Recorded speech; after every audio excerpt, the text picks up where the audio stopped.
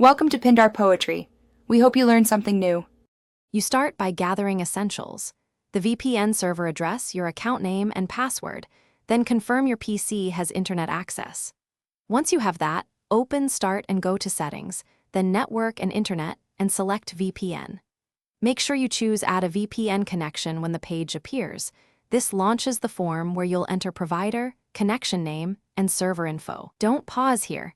Have the credentials visible so you can complete each field without disruption. Now you populate the connection form. Select Windows, built-in, as the provider, give the connection a clear name you'll recognize, and paste the server address. Next, pick the VPN type your provider specifies, ICAV2 or L2TP/ISEC for stronger security, or automatic if unsure, because that affects authentication. Enter your username and password. Check Remember My Sign-In info only on a private machine.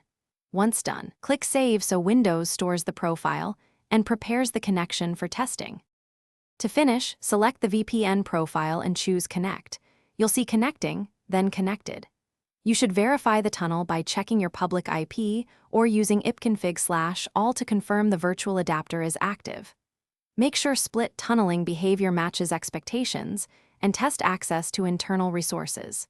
If it fails, reopen Settings and double-check the VPN type and server address, confirm credentials, and make sure Windows Firewall or antivirus aren't blocking the VPN. This single troubleshooting. Thanks for watching. Consider subscribing if we helped you.